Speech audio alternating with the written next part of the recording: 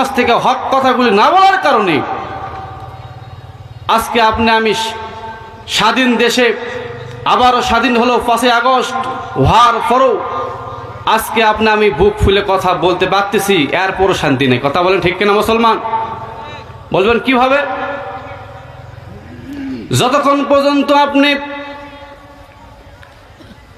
রাষ্ট্রে কোরআন না চালু করতে পারবেন ততক্ষণ পর্যন্ত আপনি মসজিদে 5 ওয়াক্ত নামাজ পড়লেন, রমজান মাসে রোজা থাকলেন, সকল ইবাদত করলেন, কিন্তু এই ইবাদতের দ্বারা আপনার মনে যে একটা তৃপ্তি আছে, আনন্দ আছে, আসবে না। কথা বলেন ঠিক কিনা? যতক্ষণ পর্যন্ত আপনি রাষ্ট্রে কোরআন না চালু করতে পেরেছেন, আজকে কোরআনে বিধান কি? চুরি করলে হাত কেটে দাও, বাবা এই বিধান আছে? আছে? নাই। চুরি করলে হাত কেটে দাও, আজকের এই বিধান নাই। কোরআনে বিধান যখন চালু হয়ে যাবে একটা সূরা থাকবে না। কথা বলেন ঠিক কিনা মুসলমান? আজকে আপনার আমার সমাজে দেখা যায় সূরার অভাব নাই, সুদ করার অভাব নাই, সুদ বন্ধ হয়ে যাবে, ঘুষ বন্ধ হয়ে যাবে, জেনা বিবাচার সব বন্ধ হয়ে যাবে, যত রকম অত্যাচার আছে সব কি হয়ে যাবে? বন্ধ হয়ে যাবে। এই জন্য আল্লাহ তাআলা বলেন লা খাউফুন আলাইহিম ওয়ালা হুম ইয়াহজানুন। আল্লাহ তাআলা বান্দা তোর কোনো টেনশন নাই, তোর কোনো টেনশন নাই, তোর কোনো চিন্তা নাই।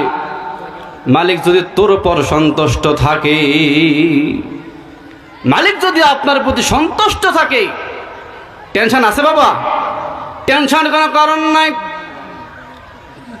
যেমন উদাহরণ দেওয়া যায়, দুনিয়ার জীবন যদি আপনি অন্যের বাড়িতে কাজকর্ম করেন, ওই মালিক আপনার সঙ্গে কাজকর্ম করে, ওই মালিক আপনার সঙ্গে সকাল থেকে শুরু করে নিয়ে মাগরিবের আগ পর্যন্ত আপনার সঙ্গে ছিল। এখন মালিক দেখবে আপনি কতটুকু কাজ করেছেন না ফাঁকি দিয়েছেন। মালিক সকাল থেকে থাকার কারণে, সন্ধ্যা পর্যন্ত থাকার কারণে মালিক বুঝে গেছে এই কর্মচারী কোনো ফাঁকি দেয় না। কথা বলেন ঠিক কিনা? মালিক দেখবে এই কর্মচারী কোনো কাজেই ফাঁকি দেয় নাই, সব কাজ সুন্দরভাবে করেছে। ঠিক অনুরূপে আল্লাহ তাআলা বলেন, বান্দা আমি যখন তোমার সঙ্গে থাকি, আমি যখন তোমার প্রতি সন্তুষ্ট থাকব, তখন তোমার টেনশন করার কোনো কারণ নাই। বলে সুবহানাল্লাহ। 16টা বছর জালেম সরকার অনেক জ্বালাইছে, এই 16টা বছর আবার